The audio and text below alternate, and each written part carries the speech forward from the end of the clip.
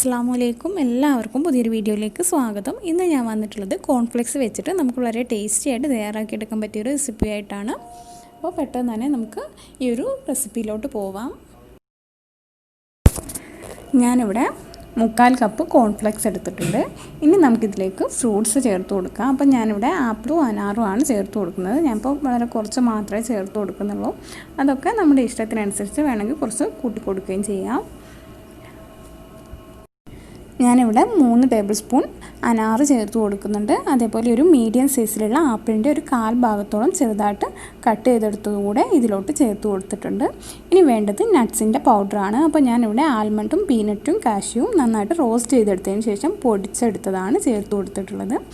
അപ്പോൾ പൊടിച്ചെടുക്കുക അല്ലെങ്കിൽ ചെറുതായിട്ട് ആൽമണ്ടും പീനട്ടൊക്കെ സ്ലൈസ് ചെയ്തിട്ട് ഇതിലോട്ട് ചേർത്ത് കൊടുത്താൽ മതി. പിന്നെ നമ്മളിതിലേക്ക് ചേർത്ത് കൊടുക്കുന്ന ഫ്രൂട്ട്സും നട്ട്സൊക്കെ നമുക്ക് അവൈലബിൾ ആയിട്ടുള്ളത് ചേർത്ത് കൊടുത്താൽ മതി. അപ്പോൾ ഇത് തന്നെ വേണമെന്നുള്ള ഒരു നിർബന്ധവും ഇല്ല. ഞാനിതിലേക്ക് മധുരത്തിന് ആവശ്യമായിട്ടുള്ള പഞ്ചസാര ചേർത്ത് കൊടുക്കുന്നുണ്ട്. പഞ്ചസാരക്ക് പകരമായിട്ട് കൽക്കണ്ടം പൊടിച്ചതോ അതല്ലെങ്കിൽ തേനോ ചേർത്ത് കൊടുക്കാം.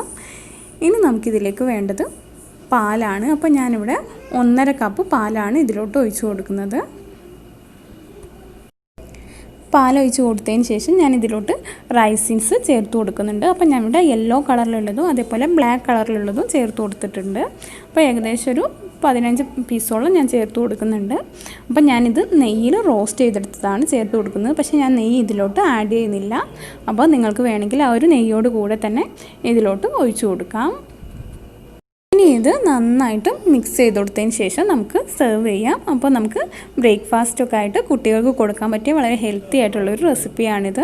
അപ്പോൾ ഇന്നത്തെ ഈ റെസിപ്പി ഇഷ്ടമായിട്ടുണ്ടെങ്കിൽ തീർച്ചയായിട്ടും ലൈക്ക് ചെയ്യുക. അതേപോലെ താഴെ ഒരു റെഡ് സബ്സ്ക്രൈബ് ബട്ടൺ ഉണ്ട്. ആ ഒരു സബ്സ്ക്രൈബ് ബട്ടണൂടെ ഒന്ന് പ്രസ് ചെയ്യുക.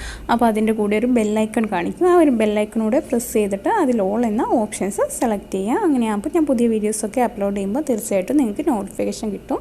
അപ്പോൾ വീണ്ടും മറ്റൊരു റെസിപ്പിയായിട്ട് കാണാം. Thank you.